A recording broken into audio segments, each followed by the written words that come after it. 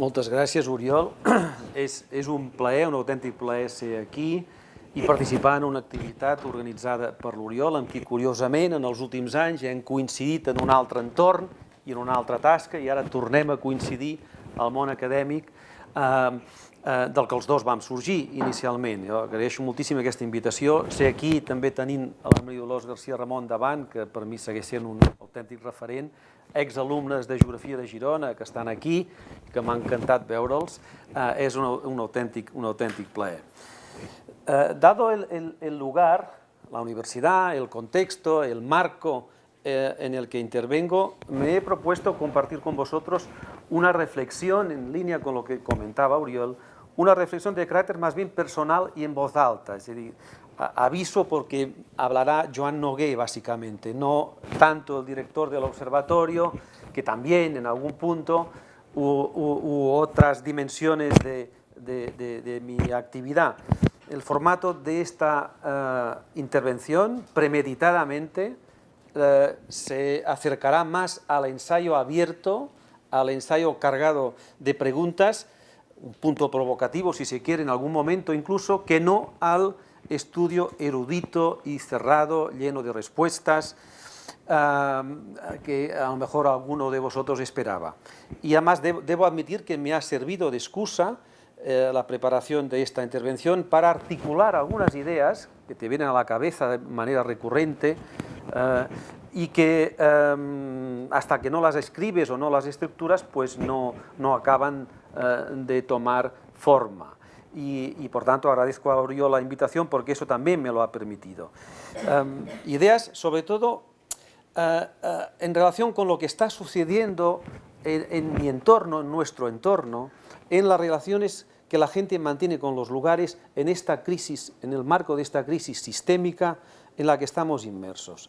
Crisis que cuanto más pase el tiempo, más se demuestra que efectivamente es mucho más que una crisis económica, es también una crisis de valores, de modelo de sociedad, de formas de vida, de formas de gobierno, etcétera, etcétera. Y creo cada vez más que la geografía tiene muchísimo que decir al respecto, porque la plasmación territorial de dicha crisis, y están saliendo cantidad de libros, el último que presentamos en Girona la semana pasada de Julia Schulz y otros tantos, que son eso, una reflexión sobre la plasmación territorial de esta crisis. Pues esa plasmación territorial y el cambio en la manera de relacionarnos con los lugares que está generando la crisis son dos dimensiones fundamentales, incluso para salir de la susodicha crisis.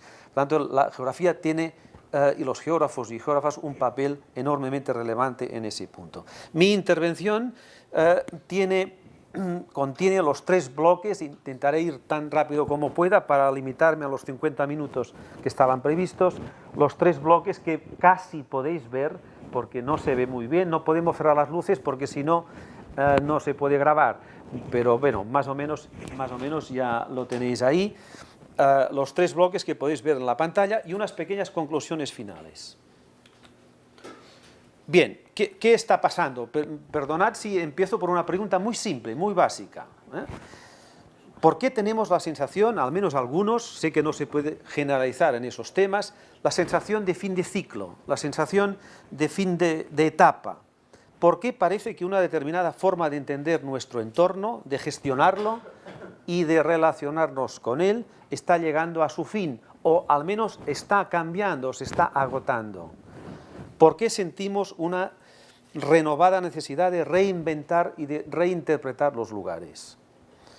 ¿Por qué asistimos a un reencuentro, a un redescubrimiento del lugar, precisamente ahora? Desde mi punto de vista hay muchas razones, pero una es bastante clara, y es que estamos asistiendo a un cambio de paradigma. Ya sé que la expresión se ha utilizado en muchos contextos y en muchos ámbitos, pero creo sinceramente que es así, aunque pudiéramos utilizar otros sinónimos. Estamos asistiendo a un cambio de paradigma en el sentido más amplio de la palabra, también en el ámbito territorial, de reflexión territorial, de pensamiento geográfico. Las clásicas estructuras materiales e ideológicas que creíamos infalibles se están resquebrajando, están perdiendo su aura de solidez y de consistencia. Los pilares del sistema de producción y de consumo hegemónico muestran grietas. y el modelo de crecimiento y los valores sociales imperantes se ven cuestionados por nuevas actitudes que no son mayoritarias, sin duda, pero son nuevas o renovadas, actitudes ante el trabajo, ante los recursos naturales, ante el lugar. Se reclama una vida más plena, más llena de sentido, en la que el individuo sea dueño de su destino, controle su propio tiempo, se alimente de manera más sana y viva una existencia en plenitud. Y por otra parte, a todo ello hay que añadir que la progresiva concienciación ambiental de las últimas décadas, algo que empezó hace mucho tiempo ya, ha comportado no solo una reacción mundial ante el cambio climático producido por el calentamiento global, sino también una actitud mucho más respetuosa hacia los ecosistemas naturales y la biodiversidad del planeta. Y a todo ello hay que añadir el hecho de que la sociedad civil ha aprendido a organizarse para responder a una administración a menudo, no siempre, pero a menudo rígida y anquilosada, y a un sector de la clase política, por suerte solo un sector, que a veces parece vivir en otro planeta. Esta situación, junto a otros factores, en los que ahora no puedo entrar, se ha visto agudizada coyunturalmente por la actual crisis económica. Una crisis que ha puesto de manifiesto la desfachatez y el descontrol de un sistema financiero que se lucraba descaradamente explotando a sus clientes, esto es, a los ciudadanos. Mucha gente ha perdido la fe en el sistema y, en consecuencia, sus pilares fundamentales han perdido la categoría de dogma. Se mire por donde se mire, algo pasa, algo se mueve a nivel cultural, social, incluso ético. Y es ese algo, ese cambio de paradigma, si se prefiere utilizar esta expresión, esa sensación de que algo se acaba, o como mínimo se transforma y ya nunca será lo que era, lo que en buena medida explica también que miremos a los lugares de otra manera, mucho más emocionalmente, si se me permite la expresión. La modernidad, y también en buena medida la posmodernidad, nos indujo a pensar que el espacio geográfico era un espacio geométrico, casi exclusivamente geométrico, incluso topológico, y que los lugares eran simples localizaciones fácilmente identificables en nuestros mapas a partir de un sistema de coordenadas que nos señalaba su latitud y su longitud. Y ahora nos damos cuenta de que eso no es exactamente así, sino que el espacio geográfico es fundamentalmente un espacio existencial. Un espacio existencial conformado por lugares cuya materialidad tangible está teñida, está bañada de elementos inmateriales e intangibles que convierten a cada lugar en algo único e intransferible. El espacio geográfico es y ha sido siempre una inmensa y apretada red de lugares vividos, todos ellos diferentes. Los lugares, como sabemos, son los puntos que estructuran el espacio geográfico, que lo cohesionan, que le dan sentido. Los lugares, a cualquier escala, son esenciales para nuestra estabilidad emocional porque actúan como un vínculo, como un punto de contacto e interacción entre los fenómenos globales y la experiencia individual. Todo eso lo sabíamos y ha habido a lo largo de nuestra historia, de la disciplina geográfica, corrientes geográficas que hace muchos años ya nos habían hablado en esos términos y de todo eso. Lo sabíamos, y lo sabíamos incluso como simples ciudadanos. El mundo siempre ha sido así y los lugares siempre se vivieron de esa manera, pero en las últimas décadas lo olvidamos. Y ahora por fin lo estamos recuperando, y no solo por efecto de la tan manida crisis. Los profesionales de la ordenación del territorio y de la planificación urbana y regional lo están redescubriendo porque se dan cuenta de que algunos, no todos, pero algunos de los instrumentos de ordenación y de planificación clásicos, convencionales, o bien no funcionan como era previsible, o bien, quizás es más correcto decirlo de otra manera, muestran serias dificultades para adaptarse con rapidez a las nuevas necesidades sociales y a los nuevos cambios culturales.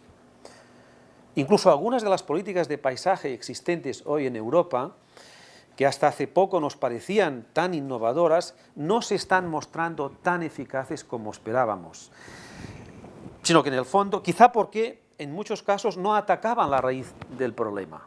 no lo atacaban, sino que en el fondo, detrás de una fantástica cobertura de un gran continente, en el fondo estas políticas de paisaje tenían un carácter más bien cosmético.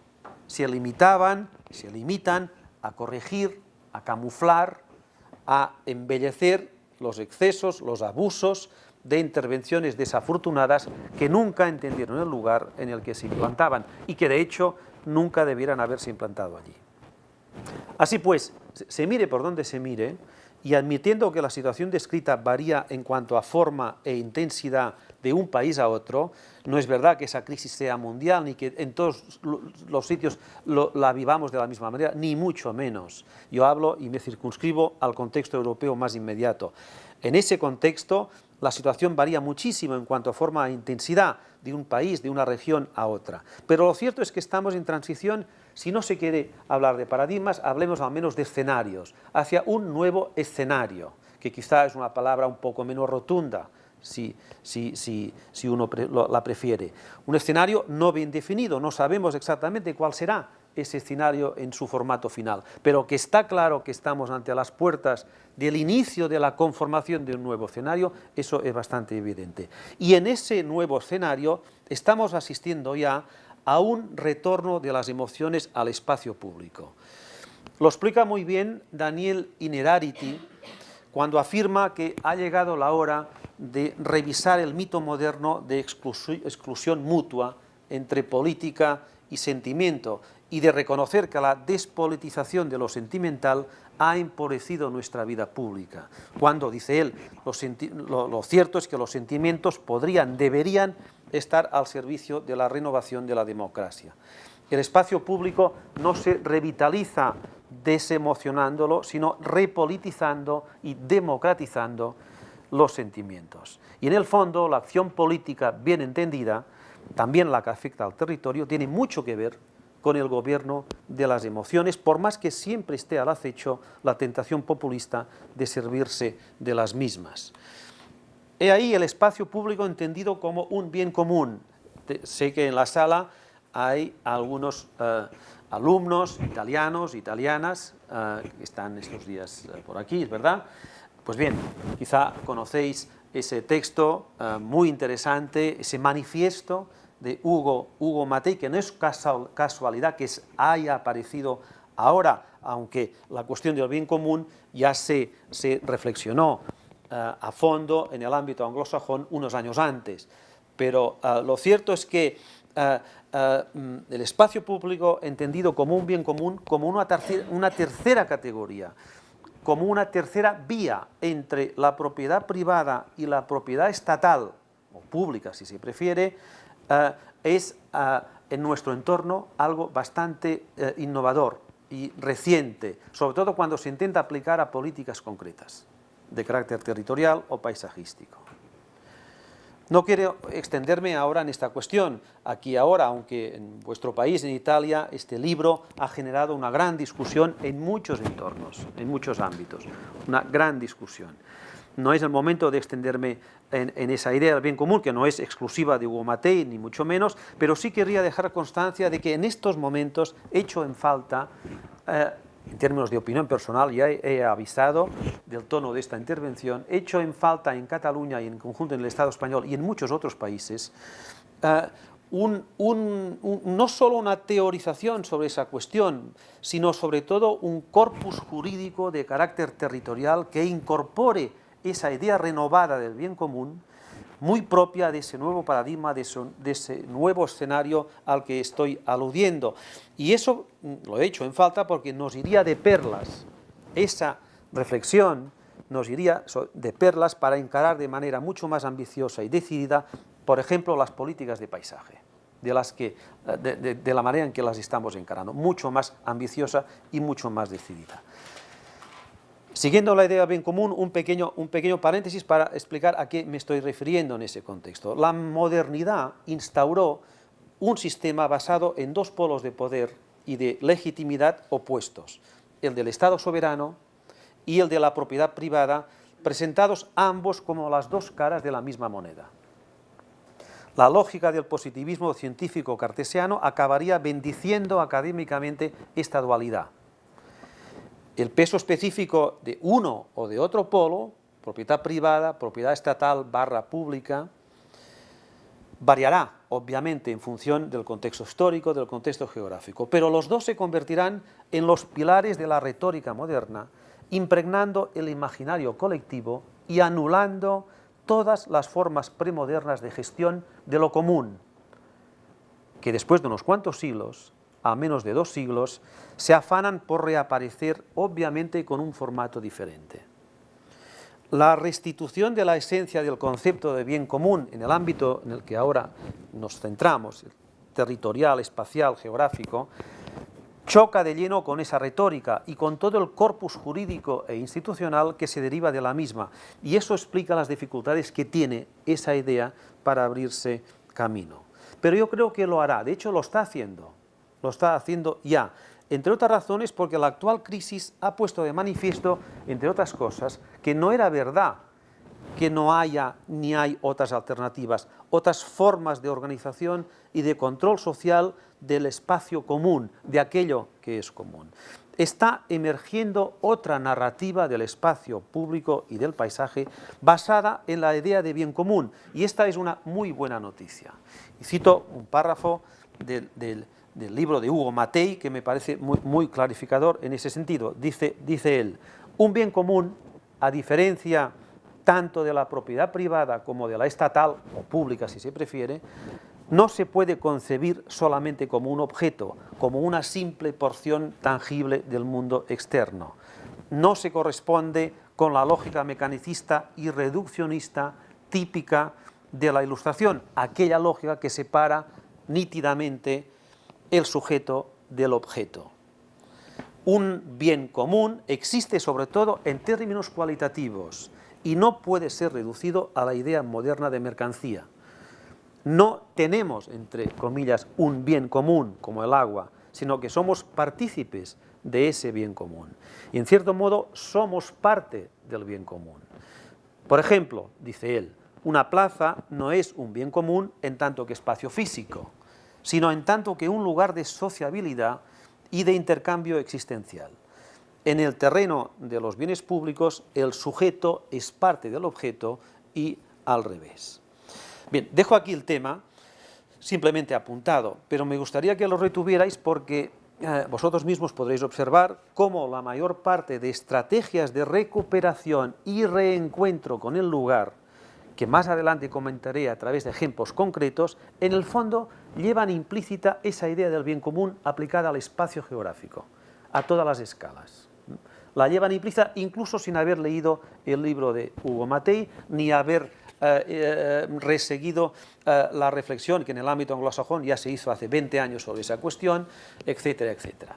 Sin eso, simplemente porque el cambio cultural que se está conformando en la relación con los lugares implica, de hecho, esa idea del bien común aplicada al espacio geográfico y también al paisaje. Bien, los países que han sufrido intensos procesos de especulación urbanística, de degradación ambiental, de banalización estética del paisaje, están experimentando ese cambio de paradigma, ese cambio de escenario, si se quiere, al que estoy aludiendo, de una manera más vivida, más contrastada, más tensionada, sencillamente porque en estos países, y los podemos concretar, España, Italia, Grecia, Portugal, Irlanda, incluso Islandia y otros tantos, las contradicciones son más evidentes, son más palpables, pero me atrevo a afirmar que el diagnóstico también es aplicable a aquellos países europeos que no han sufrido tensiones de tal calibre. También a ellos les afecta ese cambio de paradigma, ese cambio de escenario aquí señalado. Y también ellos experimentan conflictos territoriales que tienen mucho que ver con la pérdida del sentido del lugar y la ausencia de esa idea de bien común aplicada al lugar, que tan solo está entrando, que está en su inicio. No es el momento de entrar en esos conflictos territoriales vinculados a la pérdida del sentido del lugar, pero permitidme citar solamente dos de ellos. En primer lugar, el que yo denomino conflicto de límites por la pérdida de la nitidez en la delimitación de los espacios geográficos. En la actualidad, como sabéis, la estructura y morfología del paisaje, y también el rural, aunque menos, del paisaje en general, se caracteriza por una alta fragmentación. La zonación característica del paisaje tradicional se ha transformado en 4 decenios, 5 decenios máximo, radicalmente, y ha derivado hacia una gran dispersión de usos y de cubiertas del suelo. Aquella antigua zonación se ha difuminado, se ha perdido la claridad en la delimitación zonal, la compacidad se ha roto y ha terminado por imponerse un paisaje mucho más complejo, un paisaje de transición, un paisaje cuya lógica discursiva y lectura semiótica son de mucho más difícil aprehensión, hasta el punto de que nos obligan a preguntarnos a menudo si el genius loci de esos lugares ha huido, si no habremos cambiado realmente de lugar, parafraseando la excelente obra de David Lowenthal, The Past is a Foreign Country. Conflicto de límites y sobre todo de percepción de los mismos, porque el tema está no tanto en la realidad en sí, sino en la percepción de esa realidad y en la vivencia de esa realidad, es decir, en la vivencia de esa pérdida de nitidez en las delimitaciones y configuraciones geográficas. Conflicto de límites y sobre todo de percepciones que ha generado paisajes de frontera difusa, son esos paisajes de la dispersión que los anglosajones han denominado los sprawlscapes, paisajes que ocupan amplias extensiones de terreno en forma de manchas de aceite y que transmiten una nueva concepción del espacio y del tiempo. Y es precisamente en esos paisajes híbridos, mestizos, de contacto, de transición, entre unos paisajes más propiamente urbanos y otros más propiamente rurales, en los que el ciudadano experimenta una cierta sensación de desconcierto, de desorden, en cualquier caso de estupefacción, sencillamente porque tiene ante sí una estructura paisajística que no reconoce, en el sentido de que no interpreta, de que no puede leer, que es de difícil legibilidad. Y cuando no hay legibilidad en términos de percepción social, cuando un paisaje no se entiende, no se interpreta, no se lee, se convierte en invisible. La legibilidad está estrechamente unida a la invisibilidad. Y es entonces cuando vemos solo los paisajes que queremos ver. Es entonces cuando construimos socialmente un paisaje. Dejamos de ver lo que no entendemos o no queremos ver. Y solo vemos aquello que se adecúa, se adapta a los patrones fácilmente leíbles, interpretables que tenemos en nuestro imaginario colectivo. Pero bueno, esta es otra cuestión. Otro conflicto territorial vinculado a la cuestión del sentido del lugar y a la ausencia de ese concepto de bien común aplicado a esa idea, tiene que ver con el mundo de la representación y de los imaginarios. Simplemente lo apunto porque no es el momento de entrar en ello, no era el objetivo de esa intervención. Yo simplemente quería señalar que conflictos territoriales vinculados a la pérdida de sentido del lugar y a la cuestión de los imaginarios se encuentran en otros contextos mucho más allá del nuestro más inmediato. Asistimos desde hace años, nuestros colegas franceses y británicos lo llevan estudiando varias décadas, a un conflicto de representación. De hecho, llegan a afirmar que la supuesta crisis del paisaje, aludiendo a esta gran transformación de los últimos 40 años en Europa, no es en realidad más que una crisis de representación, propiamente dicha, es decir, de una crisis, de un conflicto de representación en el sentido de que hay un abismo cada vez mayor, dicen ellos, entre, por una parte, las imágenes más significativas, referenciales, incluso arquetípicas, que una sociedad tiene de sus paisajes, y por otro lado, el paisaje real, el percibido cotidianamente por parte de millones de personas, de ciudadanos. Los paisajes de referencia, no arquetípicos necesariamente, simplemente paisajes referenciales, paisajes con los que se puede dialogar, se alejarían cada vez más de los paisajes reales, serían cada vez menos reales y más excepcionales, más raros, y por tanto el abismo entre realidad y representación crece. Y en los últimos 50 años habría crecido de manera exponencial. Y este abismo, este decalage, plantea un problema al conjunto de la sociedad y no solo a los responsables políticos de la gestión patrimonial, cultural y del territorio. Y el problema es la progresiva reducción de los referentes paisajísticos con los que la gente puede dialogar, con los que la gente se siente identificada, olvidando los arquetipos, que esos los dejamos en otro ámbito, en otro registro, en otra escala.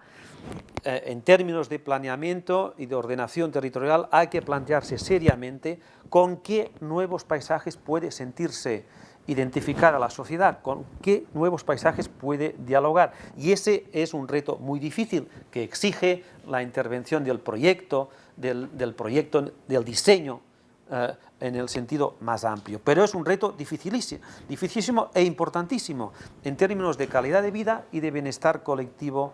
Y vosotros, tanto que futuros profesionales del ramo, algunos al menos, tendréis mucho que decir al respecto sobre esa cuestión. Bien.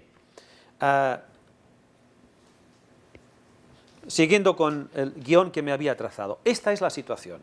Podríamos habernos quedado en ese primer punto y centrado toda la discusión, toda la intervención solamente en ese primer punto. Pero mi interés consistía en trazar una especie de mapa, una especie de discurso más global y entrar también en el balance de la situación, porque el diagnóstico, mi diagnóstico, obviamente personal y por tanto subjetivo, sería este.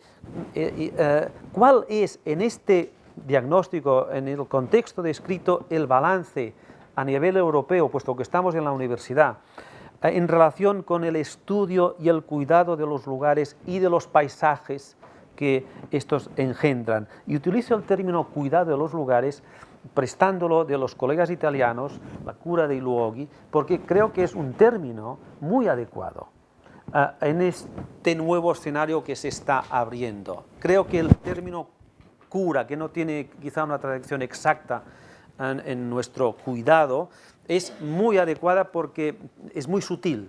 Y creo que está diciendo muchas cosas sobre lo que estamos aquí comentando. ¿Cuál sería en este contexto descrito, en este diagnóstico personal que he trazado, en el ámbito europeo, el balance en relación con el estudio y el cuidado de los lugares? Mi opinión es ambivalente, en el sentido de que veo el vaso después de este pequeño ejercicio de reflexión sobre cómo estamos y dónde estamos, veo el vaso medio lleno o medio vacío según dónde ponga el zoom, la lupa. Por ejemplo, uno ve el vaso medio lleno cuando se da cuenta de lo que tenemos a mano. Disponemos de algunos másters, empezando por el que dirige Francesc Muñoz en este mismo departamento y otros. Disponemos de revistas especializadas de gran calidad, colecciones de libros sobre paisaje que han nacido en los últimos 10, 15 años de gran calidad, que siguen actuando de ejes vertebradores, colecciones extraordinarias, como decía, de libros de paisaje, Pays Paysage de Chambalón, Arts de Paysage de Actes Sud, Il Paesaggio de Franco Angeli, Paisaje Teoría Biblioteca Nueva, la colección de Gustavo Gil en Barcelona, Landscape, en fin, muchas colecciones. También algunas, no las he nombrado aquí, exclusivamente dedicadas a ecología del paisaje, otras exclusivamente dedicadas a arquitectura del paisaje y otras al mundo del jardín, etcétera, etcétera, etcétera. La lista es larga y ahora no viene al caso extenderme en ese punto, no tiene sentido. Solo quiero mostrar que, en efecto, existe desde hace años, en los últimos decenios sobre todo, se ha ido conformando ese background de producción intelectual, académica, científica, muy consistente.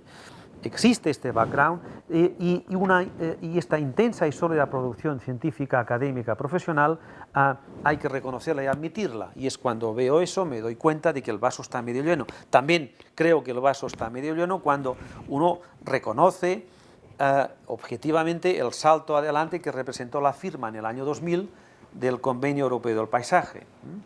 Han pasado 13 años desde el año 2000, cuando se firmó este convenio, y si uno mira hacia atrás y repasa el número de países que lo han ratificado, y aún más importante, los países que han incorporado efectivamente en su corpus jurídico la filosofía del Convenio Europeo del Paisaje, y sobre eso Oriol tiene mucho que decir porque fue un miembro activo y protagonista de esa cuestión. Cuando aquí en Cataluña, cuando uno se da cuenta de eso, cualquier observador neutro e imparcial admitirá que ha sido un éxito, que en 13 años se haya avanzado tanto y tan rápido en tantos países europeos en esa cuestión.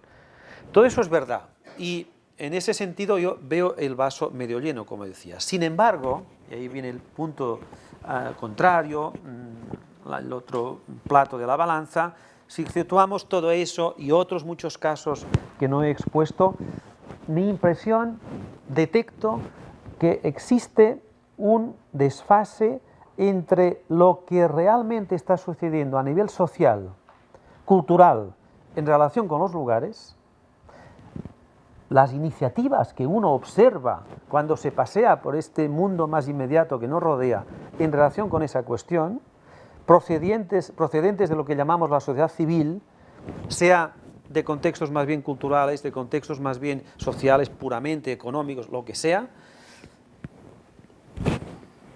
Digo, detecto un desfase entre todo lo que está sucediendo a ese nivel y su reflejo en el ámbito político, institucional, académico, científico y profesional.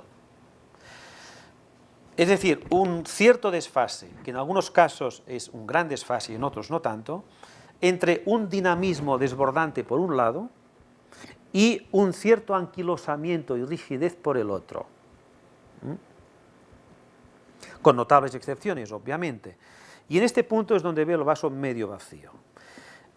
Siguen siendo hegemónicas las figuras profesionales de siempre. Los hábitos, por más planes Bolonia que hayan aterrizado en nuestras universidades. Las figuras profesionales de siempre, los hábitos y tics corporativos. Planes de estudio que efectivamente han cambiado, pero quizá no tanto como ha cambiado la sociedad.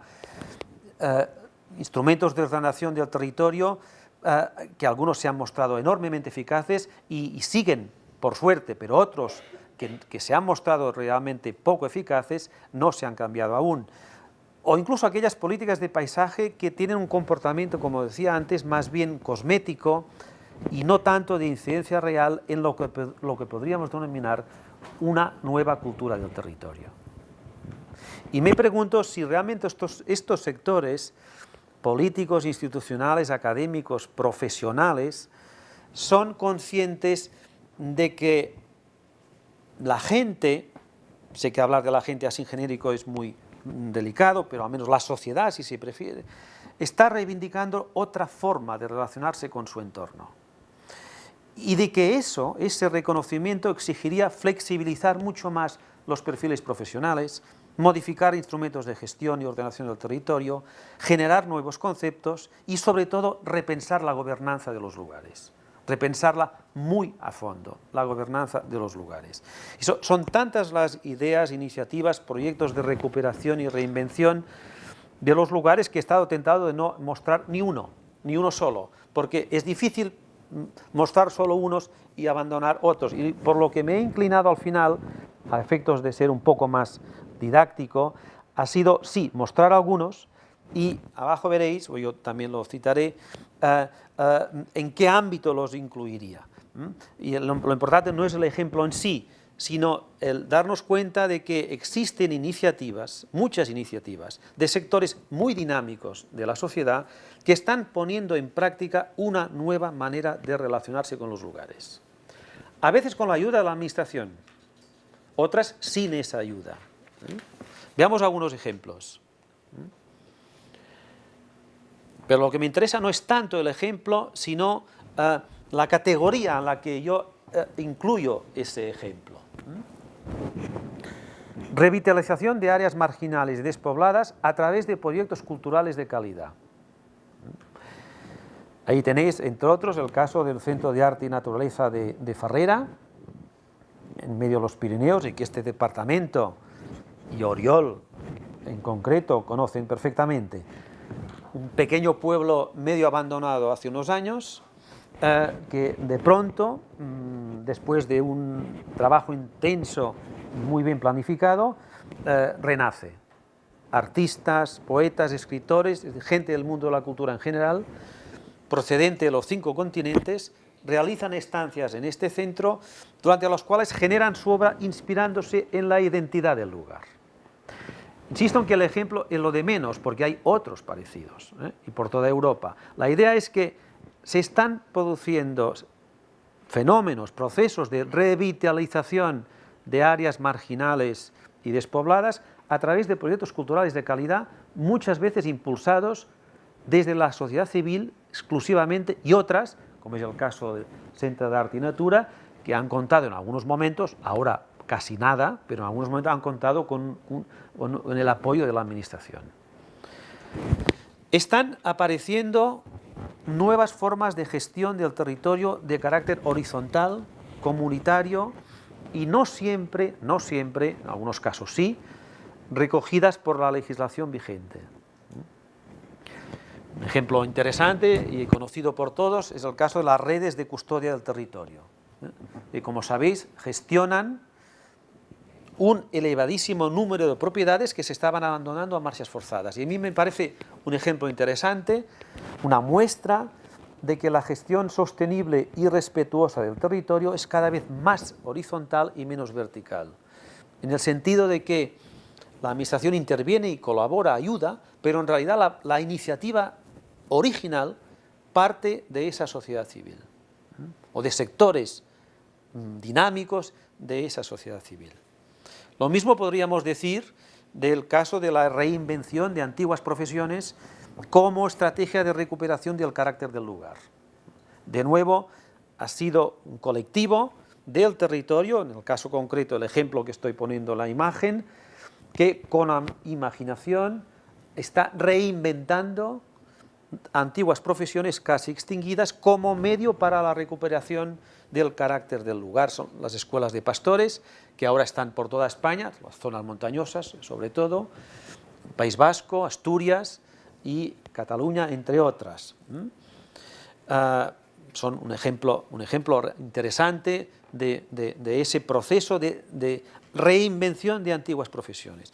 Como lo sería también otra categoría que se encuentra, que no solo se aplica, yo he cogido el caso del Priorat como ejemplo, pero que uno puede encontrar en muchos sitios, de recuperación de la esencia del lugar, estrategias de recuperación de la esencia del lugar como estrategia de revitalización económica y cambio cultural. El Priorat ha sido muy estudiado porque es un caso bastante notable, una comarca de montaña, los que sois de fuera no sé si la conocéis, en el sur de Cataluña, en la provincia de Tarragona, una comarca de montaña mediterránea que hace 25 años, 30 años, estaba casi al límite de la despoblación, si no total, prácticamente. Había casi desaparecido del mapa, estaba a un paso de un proceso de marginación total y absoluto. Hoy ha renacido de las cenizas, después de 25 años, 30 años, de las cenizas, gracias a la recuperación del sentido del lugar y sobre todo, como cuando te cuentan los agentes que impulsaron ese cambio, te das cuenta, en el fondo lo que había detrás fue un proceso de reemocionalización, un inteligente proceso de reemocionalización ciudadana ante el propio paisaje, que lo ha hecho mucho más atractivo a inversiones de capital externas y autóctonas. Creo que hay muchas comarcas, muchas zonas del país que están a un paso de vivir un proceso similar. Lo que les falta a menudo es un nuevo discurso territorial, como se dio en el Priorat, liderado por unos agentes sociales, económicos y culturales que tienen una agenda en común en ese sentido y que aman esa tierra y que muchos de ellos vuelto a la misma después de haber emigrado, unos agentes económicos, sociales, culturales mucho más activos, dinámicos y abiertos de lo que a veces nos encontramos. Estamos asistiendo a la emergencia de un nuevo neoruralismo que va mucho más allá del fenómeno neorrural, del conocido fenómeno neorrural tan importante en buena parte de Europa en las décadas de los 70 y 80. El fenómeno actual, contemporáneo, es distinto, es otro fenómeno. Utilizamos el término neorrural para entendernos, pero no es exactamente lo mismo, ni mucho menos. Entre otras razones, porque las actuales tecnologías de la información y de la comunicación influyen en la aparición de nuevos tipos de asentamientos neorurales que no hubieran existido sin esas innovaciones tecnológicas, sin lugar a dudas, pero que en cualquier caso cuestionan en su totalidad las tradicionales relaciones campo-ciudad e incluso el propio significado de ambos conceptos. Lo que sí hay en común entre estos fenómenos muy recientes, muy nuevos, en muchos ámbitos y no necesariamente marginales de montaña, en relación con el fenómeno neorrural original, digamos, de los años 70 y 80, es que en ambos subyace el deseo de experimentar una nueva forma de territorialidad, es decir, un cambio en las relaciones existentes entre las personas y su entorno biosocial. Y esa nueva forma de territorialidad implica indirectamente una revisión a fondo de categorías clave como el trabajo y el capital, que ya no son exactamente lo mismo. Proliferan circuitos de producción y consumo alternativos basados en cooperativas de proximidad, en cooperativas de intercambio de servicios sin dinero de por medio, etcétera, etcétera, etcétera. Incluso en el ámbito del urbanismo convencional están apareciendo muchísimas propuestas desde hace ya bastantes años, creativas, imaginativas, a la hora de vivir la ciudad de otra manera y de crear nuevos paisajes urbanos. No sé, hay tantas que es difícil seleccionarlas, pero un ejemplo más o menos banal, sencillo, pero sugerente desde ese punto de vista. Los colectivos que están proponiendo repensar el uso de las terrazas, de las azoteas. Y no solo en Barcelona, donde hay un colectivo que trabaja muy a fondo en esa cuestión, sino en otras muchas ciudades del arco sur mediterráneo europeo.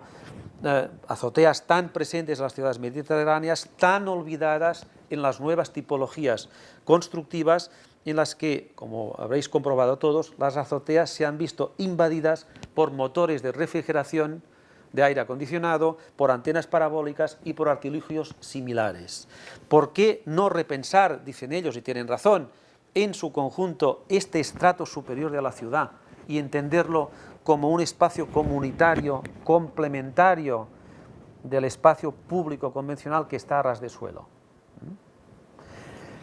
Las azoteas no son espacios públicos, obviamente, son espacios privados, pero son espacios privados compartidos, es decir, son espacios comunitarios.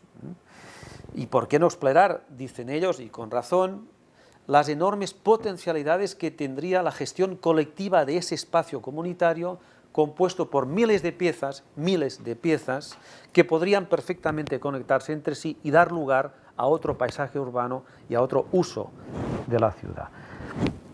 Es un ejemplo, entre tantos, como estas iniciativas en Zaragoza y Madrid, conocidas bajo el lema «Esto no es un solar», a las que se les concedió un premio hace poco tiempo, una iniciativa ciudadana de ocupación espontánea de solares abandonados en pleno centro de Zaragoza, más tarde de Madrid, en las que se desarrollan toda una serie de actividades y demás. O bien, por no hablar de experiencias de urbanismo comunitario que se han dado en varias ciudades medias catalanas, alguna de ellas impulsada por una arquitecta que quizás conocida como Itziar González Virós, otras vinculadas a experiencias de intervención artística en el espacio público, como las del colectivo Saitsais, vecinos de esta universidad, de Sabadell, etcétera, etcétera. Es decir, asistimos a una explosión de propuestas de gestión del espacio urbano a las que quizá habría que prestar más atención. Y cuando uno observa lo que está pasando alrededor, se da cuenta de que están cambiando muchas cosas. Y voy a poner otro ejemplo, el último. Los centros de estudio locales y comarcales, que están adquiriendo un renovado papel y que están pasando de ser marginales asociaciones constituidas por unos pocos eruditos locales de avanzada o avanzadísima edad, hasta hace muy poco, interesados por la historia del lugar y poco más, a espacios de encuentro y sociabilidad entre nuevos y viejos pobladores, y convirtiéndose también en puntos de difusión de la cultura local y de generación de nuevas perspectivas sobre el lugar. Hay un redescubrimiento del propio lugar que en ámbitos como estos, locales, comacales, se está canalizando también a través de una revigorización de centros de estudios que estaban como mínimo en fase de extinción, o casi. En estos momentos, me comentaban el otro día, el Centro de Estudios de Bañolas, en la comarca de Pla de l'Estany, hay por primera vez que pedir lista de espera para asistir a las conferencias, las mismas conferencias que se impartían hace unos años, y se da número, se da tanda, como decíamos antes, a medida que van declinando algunos que habían decidido asistir y que comunican. Es decir, el fenómeno, y se da en otros casos, se puede leer de muchas maneras, pero tiene mucho que ver con lo que aquí estamos comentando. Y no solo con el hecho de que la gente quizá se aburre y quizá esta es una distracción barata y además que te cultiva el espíritu en el marco de una crisis donde todos nos hemos empobrecido. No, es más que eso, es algo más que eso, va más allá. Y es un proceso que ya llevaba tiempo cociéndose y ahora está explotando en toda su renovado vigor, ¿no? Bien, habría muchos más. Esta es una pequeñísima muestra, voy terminando, de la gran cantidad de iniciativas y proyectos de recuperación y reinvención de lugares, de los lugares que están naciendo por doquier en estos últimos años, incluso antes, un poco antes de la crisis, algunas de ellas, tanto en zonas rurales como urbanas, y que desde mi punto de vista ponen en evidencia el desfase al que antes aludía, de esta sociedad civil que es dinámica, autónoma, a veces incluso autogestionada en todos los ámbitos de su actuación, que interactúa con los lugares de otra manera, y una administración y unos sectores profesionales y académicos a veces que no siempre están a la altura de las circunstancias, no siempre. Y por tanto creo que ha llegado el momento de impulsar una serie de propuestas de acción dirigidas, muchas de ellas las que voy a proponer, al mundo académico y profesional, porque a ese mundo me atrevo a plantear esas propuestas porque provengo de él, pero que sí tengo claro que habría que dar respuesta a todo lo que estoy comentando. Por ejemplo, flexibilizando mucho más los planes de estudio universitarios y los perfiles profesionales correspondientes, mucho más, para adaptarse con más rapidez y con más facilidad a los cambios sociales y culturales. Y debo decir y admitir que no son tanto las universidades las reacias a ese proceso, sino sobre todo los colegios profesionales, algunos colegios profesionales que no quieren dejar lastre y que se resisten a ser más porosos de lo que son, simplemente por el temor a perder poder y competencias. Hay que impulsar mucho más la inter y la transdisciplinariedad en los estudios del lugar. Sé que decir eso en un departamento de geografía no es nada nuevo, porque nosotros estamos acostumbrados ya desde siempre a hacer eso, a hacerlo, a intentarlo al menos. Pero en otros ámbitos no se practica. Y no se practica no porque sea difícil, que lo es, sino sobre todo porque no hay una verdadera voluntad de abrirse a otras disciplinas. Y hay que abrirse también a nuevos temas. Hay en ese ámbito del concreto de los estudios de paisaje, de la intervención en el paisaje, del cuidado de los lugares, como dicen los italianos, hay algunas líneas en las que está casi todo por hacer. Y voy a poner algunos ejemplos rápidos, en plan telegráfico. Toda la relación entre paisaje, creatividad y sectores estratégicos de la economía. La creatividad es un factor de competitividad y la calidad y la singularización del paisaje tienen hoy un gran impacto en sectores como el cine, la publicidad, la moda, la gastronomía, el diseño, etcétera, etcétera, etcétera. Estos sectores se sirven del paisaje y de sus valores para transmitir una idea, un concepto. Pero sería un error, de todas maneras, circunscribir la creatividad solamente a los sectores económicos emergentes y no darnos cuenta que esa creatividad e imaginación pueden servir también para replantearse las funciones productivas tradicionales de muchos territorios, hoy completamente obsoletas. El fenómeno del REC 07 de Igualada es en ese sentido muy, como mínimo, digno de mención. si uno conoce lo que es el barrio y cómo a través de un proyecto que de hecho es comercial se está recuperando para los propios habitantes de la ciudad el conocimiento del barrio del REC y la vida en el barrio del REC. Hay mucho que hacer sobre lo que denominamos creación de nuevos paisajes referenciales a los que he aludido antes. Mejor dicho, está casi todo por hacer en ese terreno. Con la ayuda del diseño, del proyecto, que se ha aplicado hasta el presente a microproyectos, casi a nivel de parque y jardín y poco más, y por tanto hay que saltar la escala y pensar en otra escala, a otro nivel, cuando hablamos también de paisajes, de creación de paisajes referenciales, de convertir paisajes anodinos en paisajes referenciales. Es decir, paisajes con los que la población circundante pueda simplemente dialogar, algo tan fácil y tan complicado como eso. La cuestión de los valores. Nunca como ahora habíamos hablado tanto de los valores, que parecía un término un poco de modé en algún momento. Pues bien, es verdad que el simple goce por la contemplación de un paisaje o la sensibilidad, el respeto hacia estas dimensiones naturales y culturales del paisaje son valores que fortalecen y dignifican la ciudadanía, valores que contribuyen a otros tantos que echamos en falta, como la cohesión, la diversidad, la solidaridad, la belleza, la cooperación, etcétera, etcétera. Y podría poner el ejemplo concreto en ese caso de cómo ese tipo de valores, por ejemplo el voluntariado, aplicado a esa nueva forma de relacionarnos con el entorno, tiene concreciones concretas, valga la redundancia. Se aplica la web Wikipedra, que es un portal de la Piedra Seca, es un portal de uso público, interactiva, está gestionada de manera absolutamente desinteresada y altruista por los propios aficionados, que de manera metódica y sistemática cada fin de semana salen al campo, rellenan una ficha, hacen fotos y en 2 años han enviado al web del observatorio, a ese portal que está dentro del macro web del observatorio, 9.000 cabañas.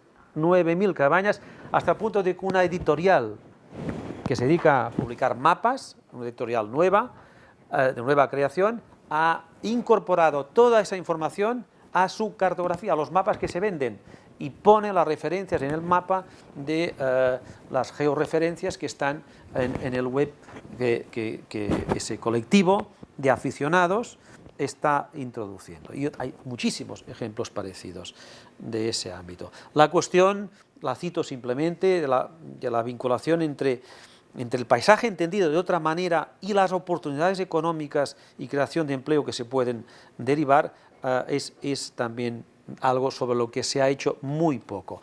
Por no hablar del cambio climático, energía y paisaje. Se habla mucho de cambio climático, pero aún hay poco, en realidad poco investigado y trabajado sobre el paisaje en tanto que indicador de primer orden para captar el efecto del cambio climático y para diseñar estrategias de lucha contra dicho cambio. Bien, hasta aquí una pequeña muestra de la cantidad de temas sobre los que se ha hecho muy poco y que están esperando nuestra intervención. Otro proyecto, otra propuesta, no limitar la investigación sobre el territorio al ámbito estrictamente universitario. La investigación, que yo entiendo que es necesaria para mantener vivo el nervio de todo territorio, ya no es exclusiva de la universidad.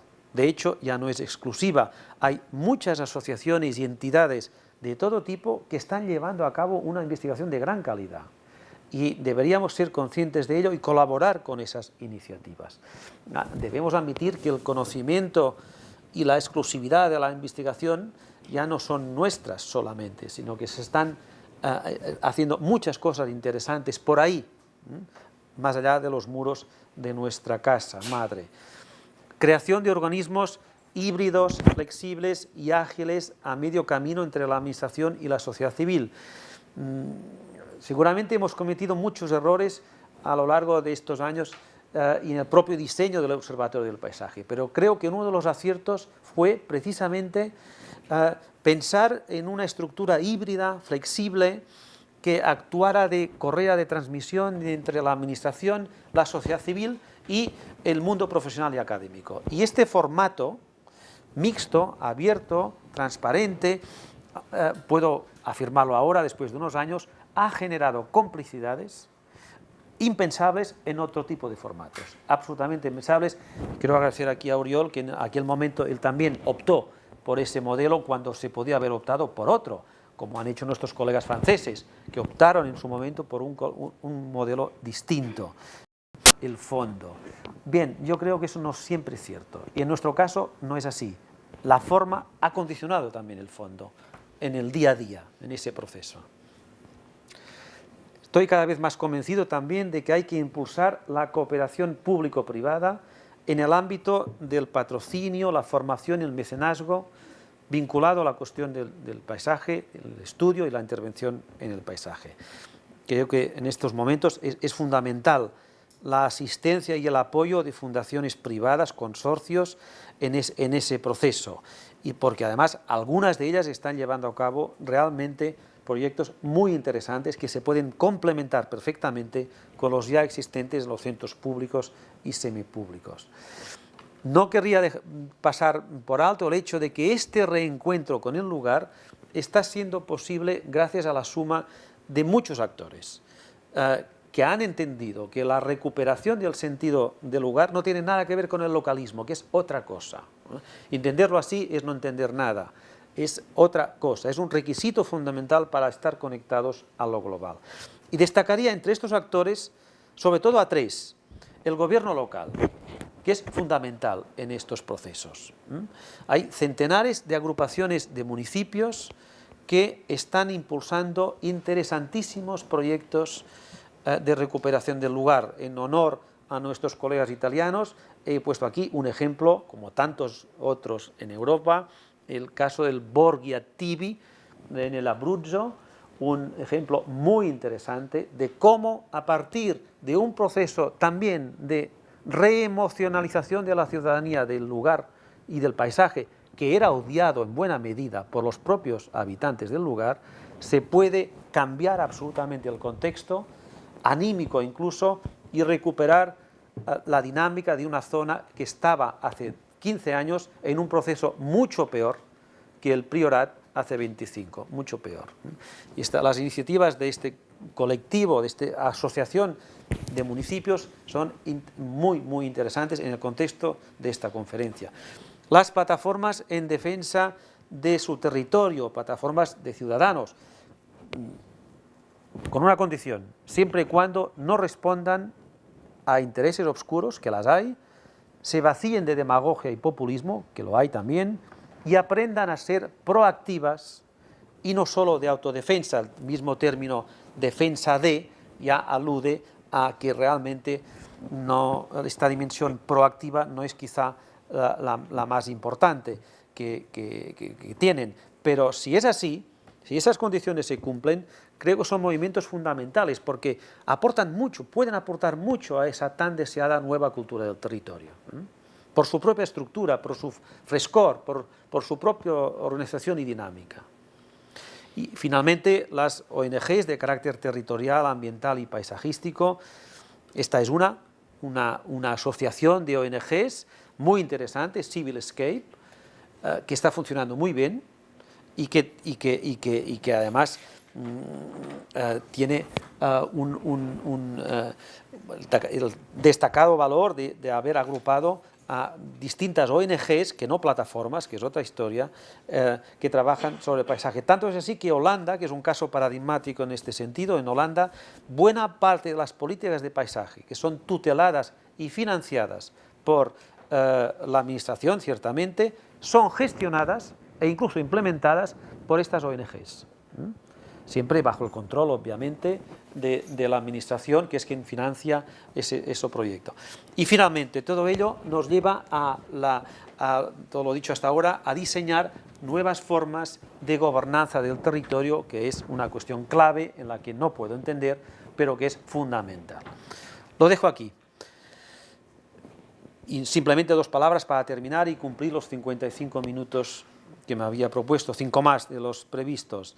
Estoy totalmente convencido, pero es una opinión particular, insisto, y por tanto podemos discutirla, de que estamos asistiendo a un reencuentro con el lugar a través de nuevas e imaginativas fórmulas como resultado de un cambio de escenario, cambio de paradigma, como queráis, liderado por una sociedad civil que entiende la acción política de otra manera.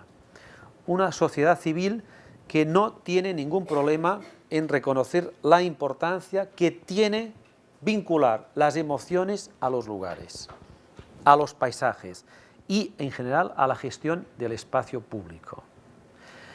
Algo que hasta hace muy poco era visto con un cierto distanciamiento. Y detecto, y admito que con ciertas dosis de ilusión y de esperanza, nuevos proyectos y actitudes, nuevos valores cuando recorro el territorio, cuando me paseo por ahí, incluso nuevas formas de organización social que en algunos casos emergen casi de la nada. En otros, es verdad, ya existían y se han reforzado precisamente y paradójicamente gracias a la hecatombe económica, social y cultural provocada por la tan manida crisis. Y me da la impresión de que, si bien es verdad que algunos sectores económicos siguen esperando que esa tormenta pase para volver a empezar otra vez y tropezar con la misma piedra, creo también que para otros la lección habrá sido aprendida en el sentido de que el territorio es un recurso escaso y frágil y que no puede ser dilapidado sin compasión como se ha hecho en buena medida. Creo que es palpable en la sociedad cuando uno observa con cierta atención el deseo de experimentar nuevas formas de relacionarnos con el entorno. Se está redescubriendo el lugar incluso en el que uno habita, en el que uno ha habitado durante años y que de hecho desconocía.